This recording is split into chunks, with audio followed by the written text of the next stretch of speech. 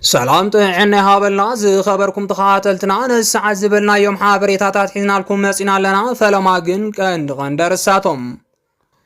جنرال ታደሰ ወረደ ምስና አዲስ አበባ ዘሎ ስርዓት ባእስ ፈጢሩም ፉል ትግራይ ፖለቲከኛ ዝኾይነ አይተስያ አብርሃን ኣብ ትግራይ ከም ዝኣቱ ተሓቢሮም ሰራዊት ትግራይ ከይወዓሉ ከሓደሩ ዕጥቆም ከም ዘፍትሖም አብይ አሕመድ ፈኪሮም ብዛዕባ ጀነራል ጻድቃን ዝምልከት ሓድሽ ሓበሬታ ወፂም እዚኦምን ካልኦትን ኣለውና ሕጂ ድማ ናብ ዝርዝሮም جنرال ታደሰ ወረደ ምስና አዲስ አበባ ዘሎ ስርዓት ባእስ ፈጢሩም ድሕሪ ምውፃእ ፕሬዝዳንት ጌታቸው ካብ መቐለ ጀነራል ታደሰ ወረደ ብተደጋጋሚ ናብ አዲስ አበባ ክምለስ ከም ዝተረኣየ ይዝከር ኣብቲ ዝነበሮ ምምላስ ድማ ኣብ ጉዳይ ህሉ ኩነታት ትግራይ ተመዛበልትን ሓድሽ ሹመት ፕሬዝዳንትን ኣድሂቡ ምዃኑ ይንገረሉ ብመሰረት እዚ ድማ ዝተፈላለዩ ስምምዓት ምስ ፌደራል መንግስቲ ከም ዝነበሮ ዝንገረሉ ጀነራል ታደሰ ወረደ ኣብ መወዳእታ ግን ከም ዝተባእሱ ተሓቢሩሎም ከም ዝፍለጥ ኣብ ዝሓለፈ ዝተዋህበ መግለፂ ውድብ ህወሓት ጀነራል ታደሰ ወረደ ንጌታቸው ተኪኡም ፕሬዝዳንት ትግራይ ክኸውን ኣብ ስምምዕ ተበፂሑ ምንባሩ ዝፍለጥ እዩ ህወሓት ጀነራል ታደሰ ወረደ ፕሬዝዳንት ትግራይ ክኾን ወሲኖም ናብ ኣብይ ከም ዘቕረብዎ ምግላጾም ይዝከር በቲ ውሳነ ውድብ ህወሓት ድማ ኣብይ ከም ዝተስማዕመዐ ዝተገለጸ ኮይኑ ይኹን እምበር እቲ ስምምዕ ዳሓር ከም ዘፍረሶ ውድብ ህወሓት ኣብ ዝሃቦ መግለፂ የረድም ምክንያቱ ዋላ እኳ ብግልፂ ኣይፈለጥ ምክትል ጀነራል ታደሰ ወረደ መን ይኹን ኣብ ዝብል ምስ ህወሓት ዘይምስምዕምዖም ስዒቡ ምዃኑ ግን ይግለጸሉ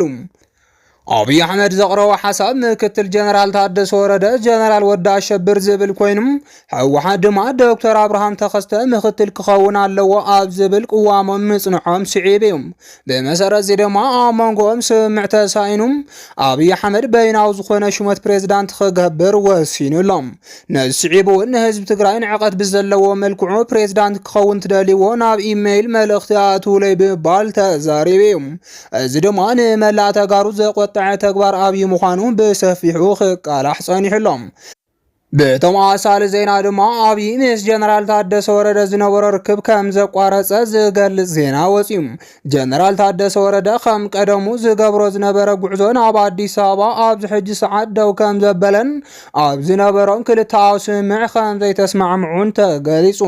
ምንጭታት ከም ዝሕብርዎ እንተኮይኑ ጀነራል ታደሰ ወረደ ምስ ናይ ብልጽግና ዝነበሩ ሓለፍቲ ኣብ ዝነበረ ድርድር ቀድሚ ኩሉ ተፈናቀልቲ ናብ መረበቶም ይመለሱ ድሕሪኡ ምብታን ሰራዊት ትግራይ ነኸ ትልዝበለ ኮይኑም በወገን አብይ ድማ ጠንቅ ሰላማዊ ምሕዳር ትግራይ ሰራዊት ትግራይ እዮም ከይወዓሉ ከይሓደሩ ዕጥቆም ተረኪብናን እግሪ መትከል ሂብናን ከነሰናብቶም ኢና ዝብል መርገጽ መሓዙን ተገሊጹም ነዚ ሓሳብ አብይ ድማ ብጀነራል ታደሰ ተቐባልነት ሲኢኑ ዝነበሮም ርክብ እውን ደው ኣቢሎም እዮም በዛ አቋሙ ድማ ጀነራል ታደሰ ወረደ ተሓሲብዎ ዝነበረ ናይ ፕሬዝዳንት ሓላፍነት ከም ሰኣነን ናብ አዲስ አበባ ምጉዓዝ ከም ዘቋረጸን ተሓቢሩሎም ይኹን እምበር አብይ ኣብ ልዕሊኡን ኣብ ልዕሊ ካልኦት ብጾትን ፈኸራ ከም ዘስምዐን ሰራዊት ትግራይ ብህፁፅ ዕጥቂ ከም ዘፍትሖን ፈኪሩሉ እዩ እዚ ድማ ዋላ እኳ ንተጋሩ ዘሐጉስ ቅዋም ጀነራል ታደሰ ወረደ እንተኾነም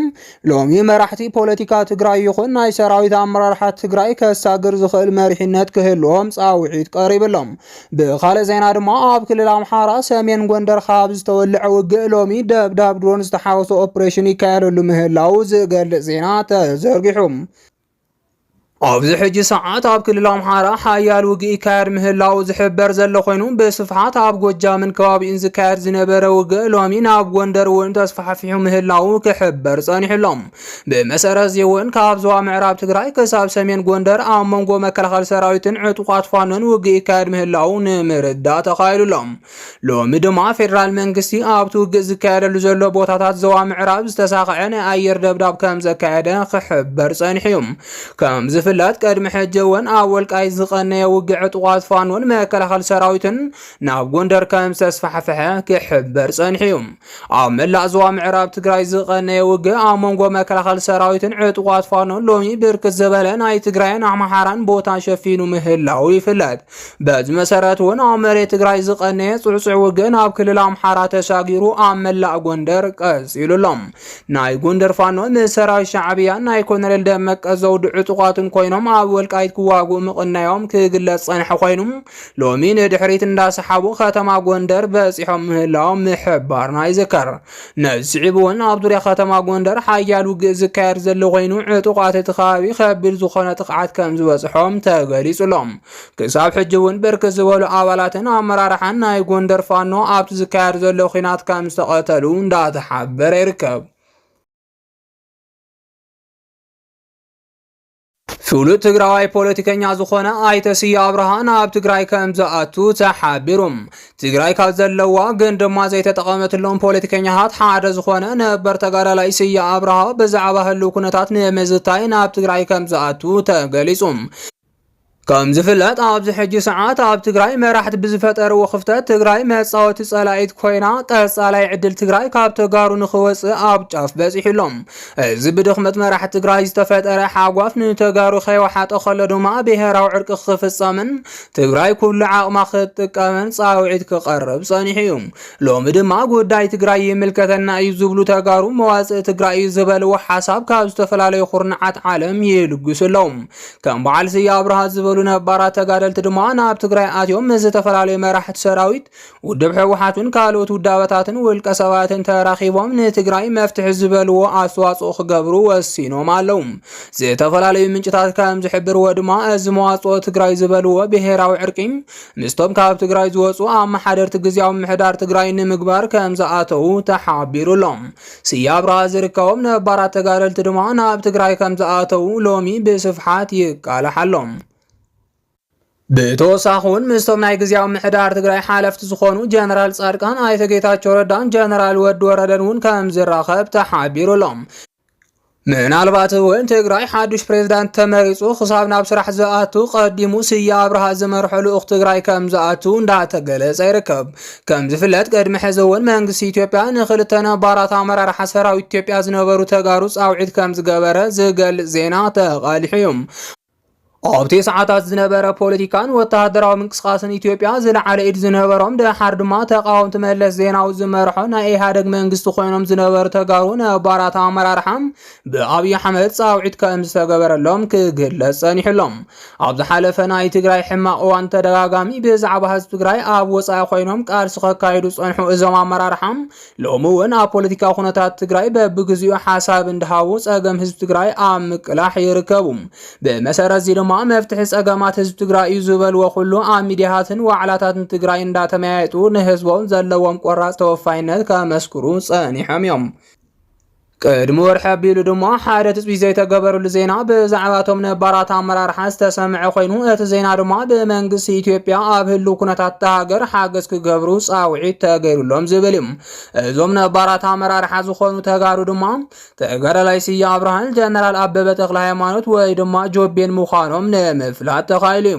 እዞም ኣመራርሓ ትግራይ ኢሉ እውን ናይ ፌደራል ዝነበሩ ሰባት ኣብ ቴስዓታት ዝነበረ ፖለቲካዊ ኣፈላላይ ኣመራርሓ ሕወሓት ናይ መለስ ዜናዊ ዝመርሖ ሕወሓት ሓሳብ ተቃዊሞም ቃልሲ ክገብሩ ጸንሑ ምንባሮም ዝፍለጥ እዩ። ብፍላይ ድሕሪ ኩናት ኢትዮ ኤርትራ ዝነበሩ ውሳነ መንግስቲ ኢትዮጵያ ዝተቃወሙ ኮይኖም መለስ ዝመርሖ ዝነበረ መንግስቲ ኢትዮጵያ ኣብ ልዕሊ ሻዕብያ ምልስላስ ኣርዩ ብምባል ከቢድ ተቃውሞ ከም ዝገበሩ ይዝከር። ናይ ሽዑ መከላኸሊ ሚኒስተር ኢትዮጵያ ዝነበረ ተጋዳላይ ስየ አብርሃ ምስ ናይ ሽዑ ኢታማዦር ሹም ዝነበረ ጀነራል ጻድቃን ተቃውምቲ መለስ ኮይኖም ስልጣኖም ከም ዝገደፉ ይዝከር። ብዙሕ ፖለቲካ ኣፈላላይ ዝነበሮም ናይቲ ሽዑ ኣመራርሓ ኢህአዴግን ወተሃደራዊ ኣዘዝትን ድማ ካብቲ ብዙሕ ኣፈላላዮም ሓደ ብዛዕባ ናይ ሻዕብያ ስርዓት እዩ። ብመሰረት እዚ ድማ ጀነራል ጻድቃን ስየ አብርሃን ዝርከብዎም ናይ ትሽዑ ላዕለዎት ኣመራርሓ ኢትዮጵያ መለስ ዜናዊ ቀዳማይ ሚኒስተር ኮይኑ ዝመርሖ መንግስቲ ኣብ ናይ መወዳእታ ምዕራፍ ዓወት ኩናት ኢትዮ ኤርትራ ኢሳያስ ብምጥፋእ ከይዛዘም ብሰንኪ ናይ መለስ ዕንቅፋት ተሪፉ ኢሎም ከም ዝኸሰሱ ታሪኻት የመላኽቱ። ናይ ሽዑ መከላኸሊ ሚኒስተር ኣይተ ስየ ብርሃን ኣዛዝ ሰራዊት ኢትዮጵያ ዝኾነ ጀነራል ጻድቃን ድማ ብሰንኪ መለስ ሰራዊት ኢትዮጵያ መሪሖም ኣስመራ ከይኣቱ ከም ዝተኸልከሉን ኣብ ናይ መወዳእታ ሰዓት ክምለሱ ከም ዝተነገሮምን ይገልጹ። ካብዚ ዝተጀመረ ፖለቲካ ኣፈላላይ ድማ እቶም ናይ በረኻ ብጾት ንባዕሎም ጸላእቲ ኮይኖም ገሊኦም መንግስቲ ኮይኖም እንተሃድንዎም ገሊኦም ድማ ተቃወምቲ መንግስቲ ኮይኖም ክህደኑ ጸኒሖም እዮም። ይኹን እምበር ሎሚ እዞም ነባራት ተጋደልቲ ጻውዒት ኣብይ ተኸቲሎም ዘይኮነ ጸገም ትግራይ ድቃሳሲንዎም ናብ ትግራይ ከም ዝኣተው ምሕባር ስዒቡ ንብዙሓት ተጋሩ ተስፋ ዝሃበ ዜና ኮይኑሎም። ዝኸበርኩም ተኸታተልትና ንሰዓት ዝበልናዮም ሓበሬታታት ነዚኦም ይመስሉ ነይሮም። ንምክትታልኩም ካብ ልቢ ነመስግን።